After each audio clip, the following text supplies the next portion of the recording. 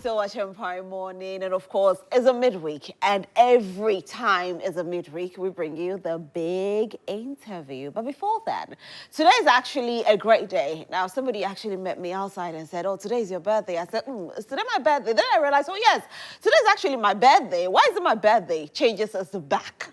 And it's back this afternoon at exactly 1 p.m. live on Joy Prime. Those of you who have been calling me, asking me when is Changes coming back, Changes is back, and it's back with a bang this afternoon. If you want to be a part of the studio audience, just like you always send your messages to us every morning, that same WhatsApp line, send your message to us and let us know that you want to be a part of the studio audience. But make sure you are here at exactly 12 noon so you can take your seat and prepare yourself for a live show at exactly 1 noon. It's going to be fantastic. We'll have a live band session. We'll have guests in the studio. It's going to be something else. We'll have the Militant Academy joining us this afternoon right here. And Dorinando is also joining. Oh my goodness. And Eddie Blake. I can't wait. I just can't wait for this afternoon's edition of Changes. And yours truly, Rosalind, I'm your host, like I always am. Anyway, back to Prime Morning. Now, this conversation, I'm super excited about it because I've admired her for a very long time. And I know so many of you have also admired her for a long time. Now, she's been in the mainstream ministry for over 30 years. Can you imagine winning souls for Christ for over 30 years? Some of you start and you stop, you start, you stop. It's not an easy job, but this woman has done it. And what amazes me is the smile that she keeps going with it. You know, upon all the challenges, she still smiles. Please and please, take a look at Pastor Helen Yawson's video. And when we come back, we'll delve into our conversation with her. If you have any questions, send it now. It's the opportunity. Do stay.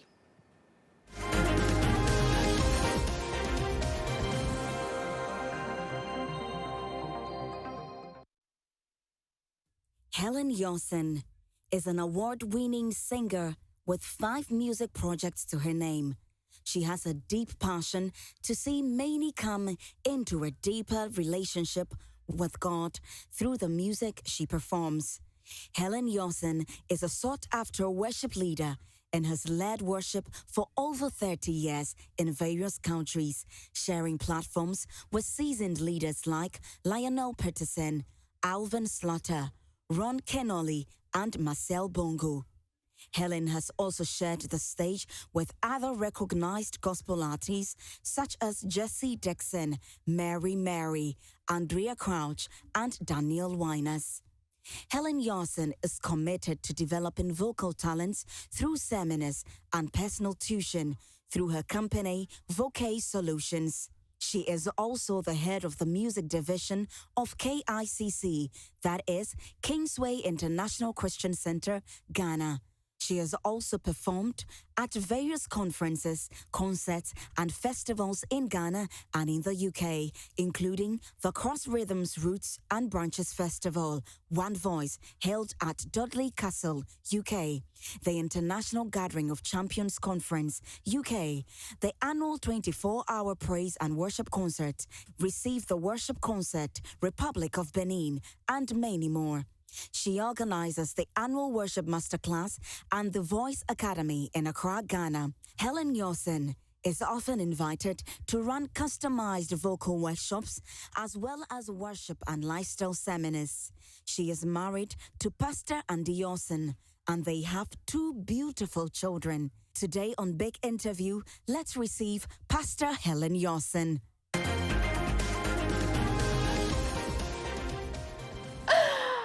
Oh my goodness, we had to laugh. You know, I know that picture moved something, right? Good morning. Good morning. How are you? I am blessed. I am blessed. It's good to have you here. Thank you. I appreciate it. How did you feel when you saw the picture? Actually, it was very funny, actually. I've not seen the picture in a while. How many years ago? That was actually, that's almost 32 years. Or so. Wow. Yeah, so. You've been married for 32 years. Yes. We'll get into it. Yeah. Because people say marriage is not easy. Well, so it's not 32 years is Yeah. definitely not going to be easy. No, but it's doable. Let me get Let's to start there. What has been your secrets into a successful marriage? As you said, I don't think marriage is easy. I feel marriage is work. You have to work towards it. And sometimes you don't get it right all the time, you know. But I think for me, it's depending on God. I think I've decided that if I try to do it myself, Helen will mess it up. So I thought, we felt that, we're both Christians, we're pastors, and we trust in God. Our relationship with God is not just about going to church, but we think, okay, if we're going to church, we're pastoring, our lives, God should demonstrate his power through our lives too. So our marriage is committed to God, and we ask God to help in the most basic things. I know that sometimes people go, oh, that's kind of cliche. Oh, yeah. She's a pastor, of course she's going to say, it's God. But for me, I can't say, well, I'm a great communicator. I'm actually not. I'm great at showing affection. I'm not. I'm just saying that. So I ask God to help me every day to kind of do the things that I need to do to make it work. There are so many people also dependent on you as a pastor. Yes. Not just you and your husband. Yes. So in your home, I'm guessing it's open to almost everybody. Well, I think we put some boundaries in place. Okay. Tell us about those boundaries. Because we think that you can call a pastor at any time of the day and he's supposed to pick up. He's supposed to be at your beck and call because, hey, pastor, this is happening. Can you come and pray for me and all of that? Okay. So, with the calls, obviously, yes, we will answer calls, obviously. Yeah. Depending on what time of the day, yes, we will answer calls. But okay. We also realize that, okay, we can't do the work alone. So I think one of the great things that my husband has done is to raise leaders. You need to raise leaders who can actually also deputize and you can delegate things to. You can't be everywhere. It's impossible. Right. It's impossible. You're going to burn out or kill yourself. So it's not worth it. So it's better to raise people around you who are actually capable, and God has also called who can actually also do the work, which is what we've done, yes. So I'm sorry I'm delving into marriage, but I still think that maybe God brought you here for this particular marriage conversation. Okay. So let me ask you this. Now, in recent times, there are so many divorce happenings, especially with the young ones. What are they not doing right? There's a lot. Sometimes some of it, I think sometimes the genesis of relationships, there's some things that we see at the beginning of a relationship which we look over and he'll be okay. Oh, she'll be fine. Right. But then, no. Sometimes I always tell people that, it's better there's nothing wrong with you liking somebody and deciding that, okay, this is not going to work. I like you, but we are not good for each other. Sometimes it's a good person. It's a nice person. But we have to be able to tell ourselves that you are a nice person, you are good, but we're not good for each other. But sometimes we feel as if we're failures if we end it before you get married. But I always tell people, is it better to end it before you get married or to now end it after you've gotten married? Which one is easier? Oh, it will be embarrassing. Oh, my parents have gone to pay something. Yeah. They've brought the drinks, so I can't do it. Oh, it will be embarrassing. Well, which one is more, at the end, which one is worse? Because now you've gone to commit your life to somebody and you've given yourselves to each other, and then now we have to separate. It's worse, emotionally, spiritually, everything. So I think there's sometimes the genesis of relationships, and sometimes patience. I think patience these days is very low. Really? What about social media? Do you think it's also a contributing factor? We're comparing too much. Your home is not your auntie's home. It's not your mother's home. Yeah. It's not your friend's home. Your home is unique. So we need to be careful. All the advice, half the advice sometimes on social media, half of it is not even true. Because sometimes people are not telling you exactly what's going on. Oh, I don't do this. I don't take nonsense. It's a lie. I don't, they're saying things. Oh, I have this. My husband does this for me. He buys me this. Half of it, for some people, they even buy anything themselves. Yeah. So you have to think, what are the characteristics of my home? What does my husband have? What do I have? Let's work with what we have here. Let's work with these two people and stop involving the crowd. And the crowd of social media, friends, this is how it should be. You have to put your pigeonhole into your home. And this is my home, and I've got to make it work. And what works for me, even sometimes people will comment, oh, so why are you doing that for your wife? It's my wife. Why are you doing that for your husband? It's my husband. None of your business. If you don't like doing it, that's your business. But this is my home. I'm going to do it. Oh, men don't do that. Oh, women don't do that. No, this is mine. And I think we need to we need to throw some of the voices out and say, look, that's your experience, that's what you want to do, but this is our little empire here. We are the king and queen here, and we make the rules. Wow. So I think it's important that we don't, and social media can be quite invasive, and sometimes friends can be invasive, and even family can. And even family. Can be quite invasive, and you've got both people have to agree and protect each other. Sometimes we don't protect each other. Oh, mommy said something, then you have gone off on mommy's side. Yeah. No, both of you made a covenant. You didn't make covenant to your parents. You have no covenant with your parents. I mean, if you check it out. You didn't stand and make vows to your parents. You didn't stand and make vows to your brother and sister, but you stood and made vows to this woman and to this man. They're the only people that's the only person you made a vow to. Right. So I think it's important that you look out for their interest and protect each other. Very, very important. Wow. Today, it's like, I know those of you who are glued to your television set, you're like, can we have Reverend Helen Yawson every week for relationship? No. We are lucky to have her on the big interview today. Now, let's talk a little bit about yourself. Yes. Over 30 years in ministry. Did you know that you ever do ministry as a child? Well, I was not Christian. I didn't even know what ministry was, did I? So I got born again when I was 19. Oh, wow. So I wasn't like a church person. Okay. I suppose I followed my mom to Catholic church, and that was it, because we all had to go, so I went. But I wasn't raised like I'm a born again Christian pastor. I didn't even know all those things existed until I got born again at 19. So how did you get born again?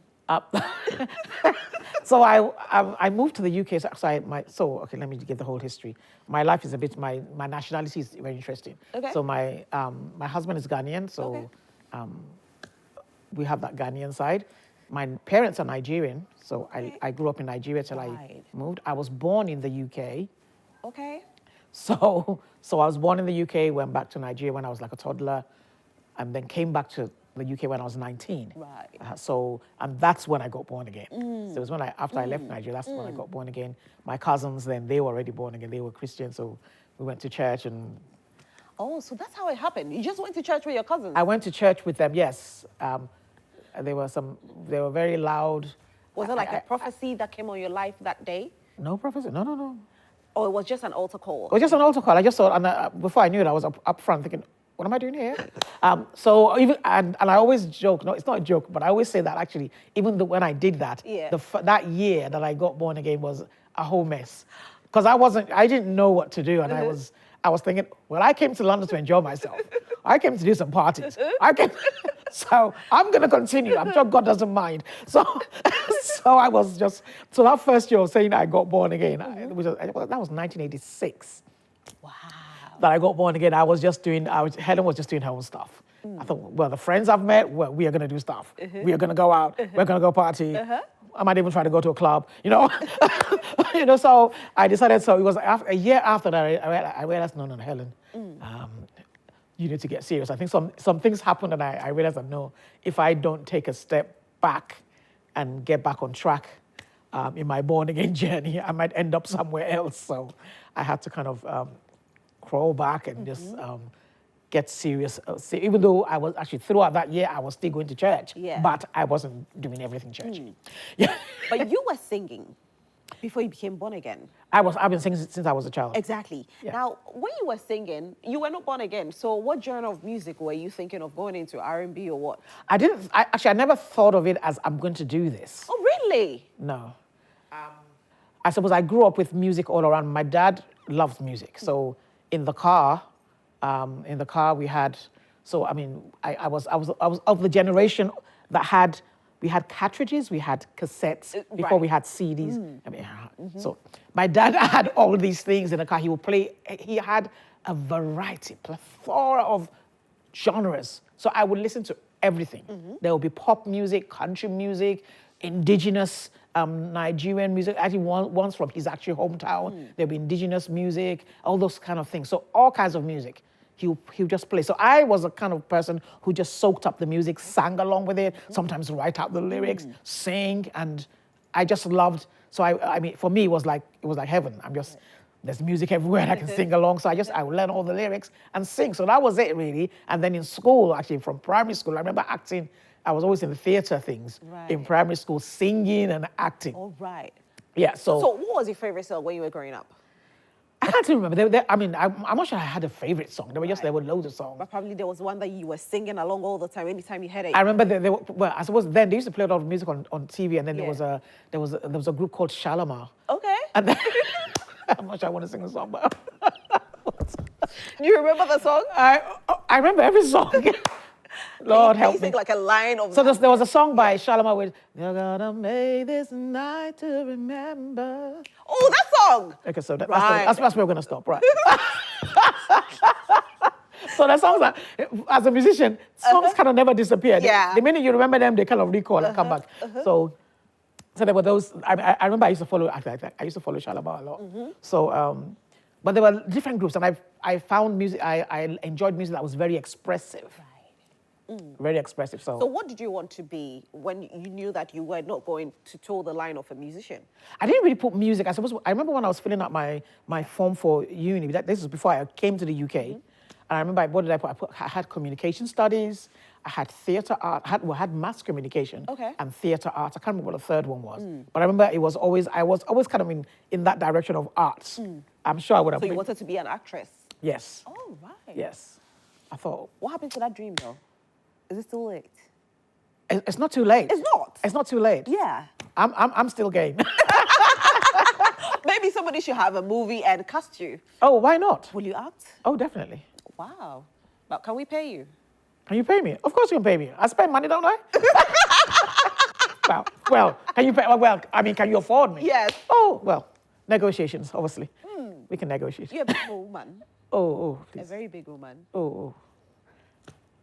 It's not. not. That bit is not. So We then- don't think about that bit.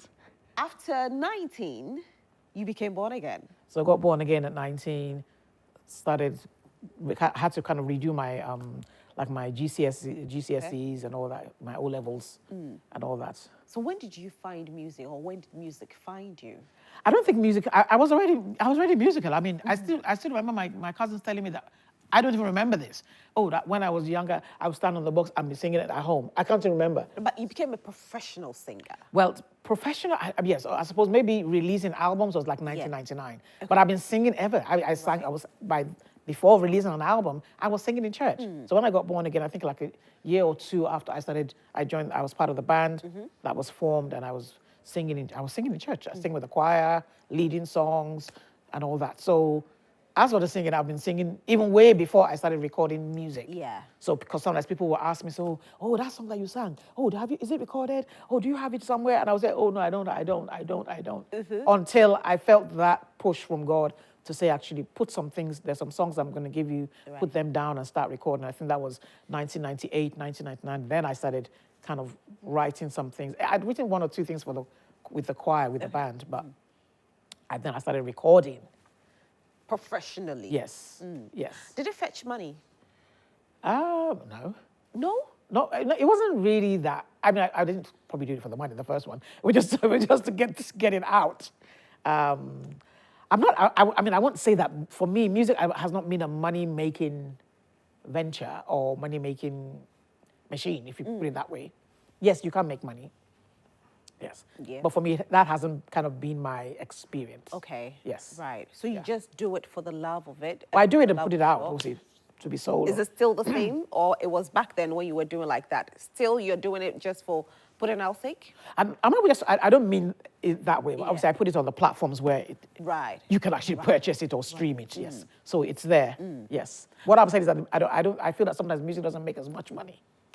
That's it. That's So what I mean. I was going to ask you, looking at back then, I mean, 99, the cassette era and all of that. Yeah. And now we are looking at digital platforms. Yes. Will you say the digital platform is better than the time that we used to sell cassettes?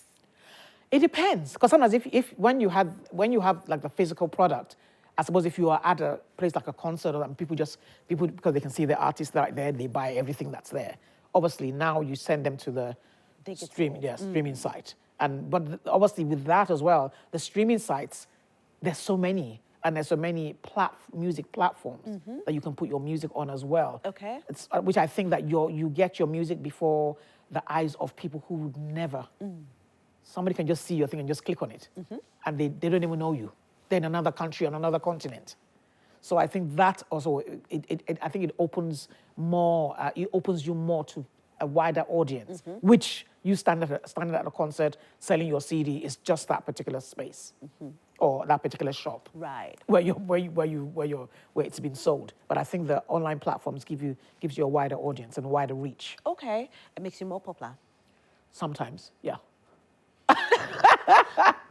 Do gospel musicians like the popularity? Well, I can't speak for everybody. I mean, But for you? I'm not interested in the popularity. Obviously, sometimes God makes you popular for a purpose. I think whenever if you are famous and God gives you a platform that can reach a whole lot of people, I think it's not for you. He gives it to you so that you can glorify Him. Yeah. It's for His glory. So I think that's important. We need to understand the purpose. Even if you're not a gospel artist, what's the purpose of fame? It's to be a good influence on people. I think that's important. We look at the platforms that you've mounted with big names. Oh, How did it all happen? well, some of them were like Mary. I think my church was organizing it. I think it was the then Queen. It was I don't know, was it 25th? There was some anniversary that they were celebrating, and then we had a concert in church. And Mary was the guest artist, and I was asked to also sing at that event.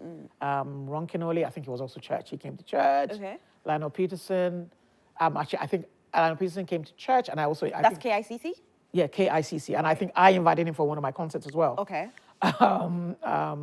What else? I mean, Daniel Winans, he was ministering with us in church, so we ministered with him. Andrew Crouch, that was a great experience because Andrew Crouch, the late Andrew Crouch, he came to church with his sister. It was our conference, the International Gathering of Champions, and he called me out of the choir to sing, because there's a song that he wrote, "The blood that Jesus shed for me, Sing it way back on Calvary,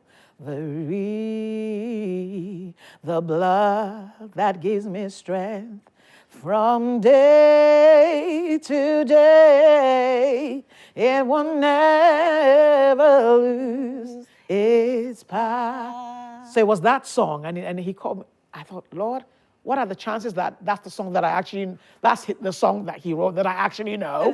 Can you imagine? He called me and I'm like, I don't know the lyrics. But he called me out to sing. Oh. At the corner, I said, sing it. And so it was like, what? There's no way. So that's how that happened. So it was the choir. So some of these things have been, my church invites guest artists, or I have a concert, or I'm part of a concert. That's how I get to meet. Okay. That's how I got to meet Right. and be on the same platforms with them. So KICC, you've been a part of KICC for how many years? Well, KICC, 33, 34 years. Yeah. That's when you started KICC. KICC is 33. I think it's going to be 33. I think the KICC itself, I joined when the church wasn't actually named KICC. Okay. So it's longer than that. The Okay. church was called something else. Right. It was Foursquare Gospel Church, and then morphed into KICC. So KICC and my wedding anniversary is the same. Yes. So it was like, yes, the same week that KICC itself was set up was the week that we got married. So your husband started KICC? Oh, no. My husband is stuck, yes. Okay. So KICC was started by Pastor Matthew Shimolowo. Okay. And that was in the UK. Right. So the church started in the UK, and then we relocated, the church sent us here to Ghana. Okay. To start KICC Ghana. Ghana here. Yes. Okay, so you have been there for 33 years. It's a very big church. Oftentimes people start going to churches, especially the Pentecostal churches, and they leave. How have you managed it? Because people say, please tell us if it's true, that there's a lot of politics in these churches. Okay, well, so I'm not in any politics. Well, I ain't part of the politics, I can tell you that.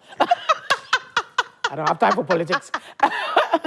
All right. So, I mean, this is where God planted me. Yeah. Maybe it's just my personality. I'm not the sort of person who is just going to jump out of something just for the sake of jumping out.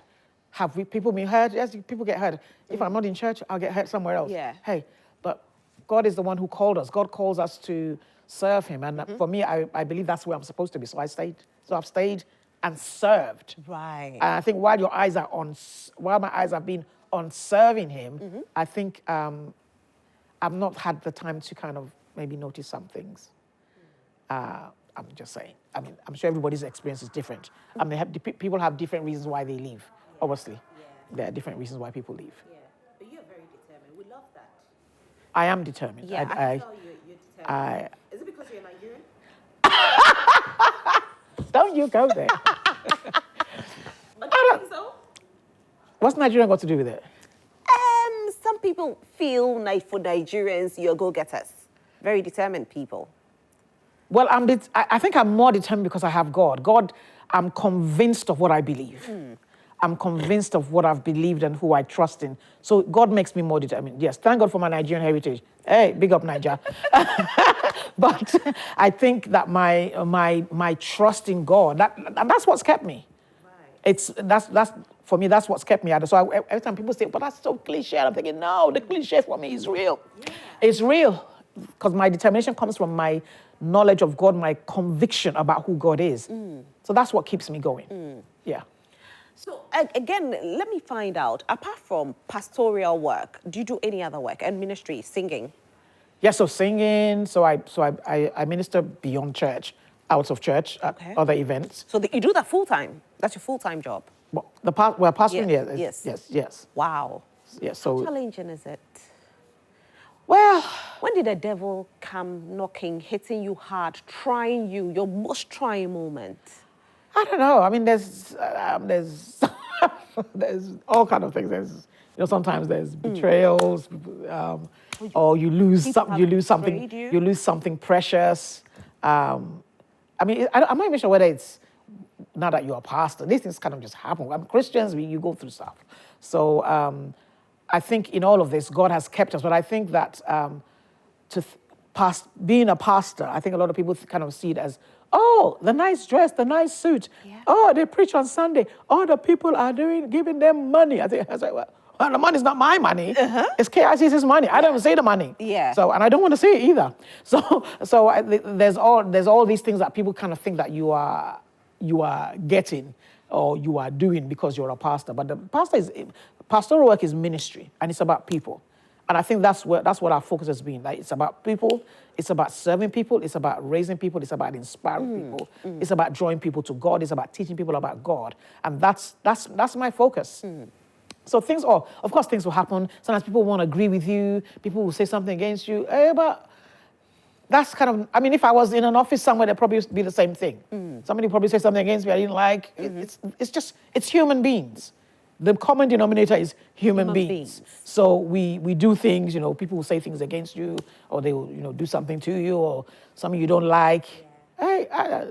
So I think we know that it's, as the Bible says, it's not by power or by might, but by my spirit, says the Lord. So we trust God in all of these difficult situations. That, trying things, sometimes you ask God, Lord, why did you let this happen? But sometimes you do ask even as a pastor. Yeah. You're human. I mean, we learn from the book of Psalms. David was asking God all kind of interesting questions. Lord, I'm about to give up. I'm tired. I'm going to die. Yeah. Do something. So God expects us to be authentic and be ourselves, but obviously He doesn't expect us to remain in the pit. So what about bringing up children, raising children as a pastor? Yeah. How is it like? Well, I suppose when we moved to Ghana, we moved to Ghana in 2002. So then I had a 5-year-old and a 7-month-old. Wow. Yeah. So, and it was the same year that I moved to Ghana that I actually got ordained as a reverend. Okay. My husband was already ordained then, and I got ordained then. But obviously, I think we made some decisions as well that, okay, we're not going to do some of the ministry things. The family was more important. The children were important, and I had to be there for them. So I didn't need to get involved in certain things, and we kind of made that decision. Okay. Even with my singing, I just put it to the back. Put it on hold? I did, because first of all, family, and I also thought we're now building a new ministry. I don't want distractions, because obviously if I then start doing stuff, then I'm here, I'm there, church needs to do this, and I'm not there, and all that. So it's either that the children are important. I have to be there when they go to school, when they come back from school. I'm going to be in the car with them. I want to know what happened, what happened to your knee, why did you fall down? I want to be able to have those conversations. I don't want them to miss out on those conversations. And I think I was glad that we did that, and I was at home with them for quite a while.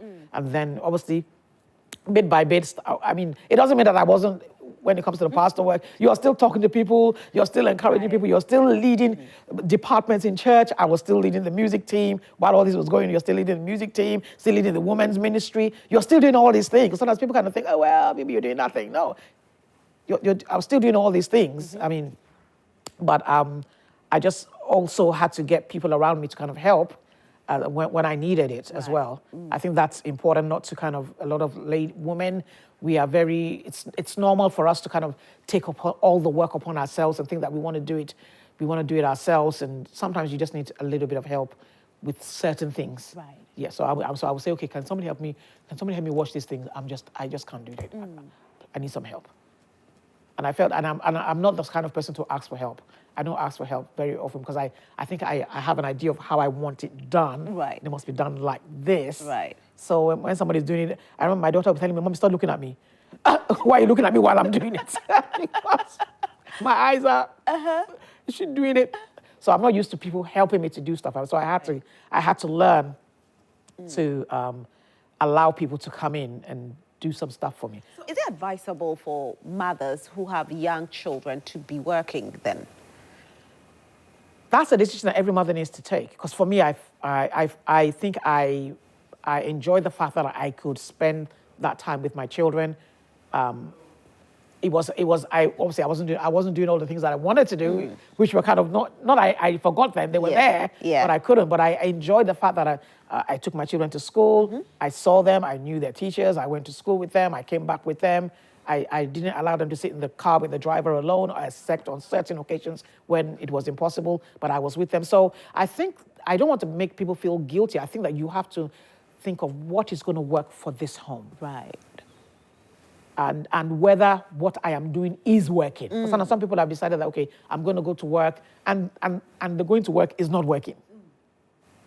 So that's a conversation between husband and wife to decide, what are we going to do? Okay. I know some people who decide, okay, well, what I'm going to do is that the first 2-3 years, I'm actually going to take time. I want to be off work and look after the children. Maybe after the 5 years, I'm going to go back into the work, or I'm going to set up a business. Right. But people have different ways of dealing with it. Right. And some people have, well, they feel that they can manage the work. If you can balance it, well, big ups to you. So I think that I think it's important to look at the particular zone, home that you're in, family that you're part of, and see what is working and what is not working. And if it's not working, don't feel guilty. Okay. Because some people feel guilty, or I'm not working, there's something wrong with me, I'm a failure because I gave up my job to look after my children, I'm a failure. And also the other way around, there are people who feel that I actually have to work, and they feel that I feel guilty because I'm never around to look after my children, or I'm never there, somebody tells me what is happening at my work. So there's both sides. People feel guilty, but you've got to own whatever decision that you make, and make sure, and own it, but make sure that it is working. That's the thing. Because if it's not working, because sometimes you might own it, but it's not working. Yeah. If it's not working, there's nothing wrong with you deciding this is what, as a family, I don't care what every other woman is doing, this is what is working for us, this is what we're going to do. It may go against the grain of what every other woman is doing or what my friends are doing, but this is what is working for my home. Like I was saying at the beginning, what is working for your home, for your family? That's what you have to think about, not what every other woman is doing. Yeah. Very true. Yeah. You have one of your children is singing as well. She's singing, but she's not singing actually, but all my children sing, all my girls. All your girls sing? Yeah, they sing. How does it feel like? Well, seeing them singing, like, mounting the stage to sing in church. Well, I'm proud. I know, right? I'm proud of their singing. I mean, I didn't really push. I know some people, if they're singers, they kind of push their children to kind of start singing. I didn't really push them to. I think when they went to secondary school, boarding school, and then I started hearing them saying, "What? You can sing, girl. Go for it." So they sing, lead worship, they do all that. Yes. Will you want them to do it professionally? If that's what God wants. Okay. Yeah. not, I don't want them to do it because, well, if it's, they have to, because I think for music is not an easy industry. I think you have to have the conviction that this is what I'm supposed to be doing. What makes it difficult, the industry? I think there's so many, it's a lot of work. It can be a lot of work, a lot of input, a lot of investment. Yourself, what you have to put in, the finances you have to put in, the people that you have to surround yourself with to make sure that it is working and you are getting the music out. Right. And you have to be disciplined. So there's a lot that goes into that. If you're not if you just think, oh, it's musical and you can just laze around, well, you might get disappointed or frustrated in the end. So I think it's important that you for anything we want to do really, I believe it's important to have a conviction that I'm doing this because this is what I'm supposed to be doing, which means you will put in the extra work. You put in the extra work, you stay up, and do the work and rehearse. Because music, you have to rehearse, you got to deal with bands, got to deal with singers, all those things, it's not that, you don't just wake up and start doing them. It's discipline. You've got to be disciplined and want to do it. Because nobody else can do that work for you. When it comes to that music, I mean, if I'm singing, nobody else can sing my bit for me. I have to sing it. So that means I've got to do the work. I've got to stay up late, learn the lyrics, learn the song, get out there, be present. Yeah. Now, let's talk about the song that you sang, your first song that you sang, that you saw the crowd move, that you feel this, as for this song, God just gave it to you. Oh, wow. Yeah. I'm trying to think of which song. I mean, I've had so many songs. Well, one that, maybe I'll just pick one off the top of my head. I'm sure somebody else will probably say something else. So I'll say there's a song called Only God. You're the only God for me. Every step that I take, I will worship you alone. Great and mighty King. So that one, I think, obviously I suppose it was different from what I normally did. It was a bit more upbeat and, oh, that's different. So I think I did that with, that song was recorded by, I think Coda, blessed memory. Right. So he late Coda, he was a producer on that one. So there's that. I'm not sure whether there's a particular song. There's another song. Some of the songs are not even that popular. There was a song that I think it just came up at the concert. It's called I Just Want Jesus. Just give me Jesus. He's all I need. That's all the song says. Wow. I just want. And I remember that day, it came up at the concert and everybody just, it came up at the end of a song. And it came out, everybody just got up and was singing. I was so I think I put it out. I don't think it's for sale. It's on my website. I think it's for free. I think I just put it there for, yes. So there's those songs. And there's a song that I wrote, which I wrote because I went for a music theory lesson. It's called Jesus, You Are Lord. Right. Pastor Helen Yawson, today has been a fantastic conversation, I must say. I wish I would not have to end it, but I have to. We have to end it. Has time run out? I oh my told you. God. Yes, Oh yes. But what has been your biggest lesson as a pastor? I think as a person, that you cannot trust God and go wrong. That you cannot trust the path that God has given you and go wrong. I think God is not, as the scripture says, God is not a man that he should lie. He's not the son of man to change his mind. What he has promised, he will do. And what he has spoken, he will fulfill. So I've leaned on that God is strength for me in every situation. So you cannot follow God and go wrong if you are truly following him. If you have a relationship with him, you cannot go wrong. Thank you so much for being here today. We are very, very grateful. You've given me a fantastic show. I'll definitely give you a big hug after the show because it's been amazing. And I've learned a lot from you. I know most people at home have also learned a lot from you this morning. Anything you want to say before you go? Well, as I keep on saying, I know you're probably thinking she's going to talk about God again. Yes, it's God, oh, God, oh, God, oh. Because God has been the strength of my life. And without him, I am nothing. And I know that. So everything that I do, and even my music, the passion for my music comes from God, my relationship with God. So I would say, trust in the Lord with all your heart, and don't lean on your own understanding. In all your ways, acknowledge him, and he will direct your path. Jesus is the answer. Amen. Always. Jesus Amen. is the answer. Now, the song that you said, when you went on stage, you said you can't sing the song. Now, everybody wants to know that you can sing the song. We know you sang a little bit. Which one was this? The one you sang. From ages to ages. Which one was that? The one we sang. What's the title of the song? I'm trying to remember the title. Oh, did I sing it just now? Yes. You're the only God for me. No, before. I just want Jesus. Oh, yes, I Just Want Jesus. Ah, Yeah, okay. let's sing I Just Want Jesus. Okay, okay. So we are singing I Just Want Jesus. Thank you so much for watching Prime Morning today. My name is Rosalind Felly. Oh, which song do you want? Do you want Yahweh? My producers have a song they want. Oh, then they should play the video. Hey, Jesus. Hey, okay, we are playing the video. We are playing the video. So thank you so much for watching Prime Morning today. Thank you to the production team. Don't forget to tune in at exactly 1 o'clock for changes. All right, so let's go. Awesome. Yeah, we are playing it so we can sing along. Okay, so, cool.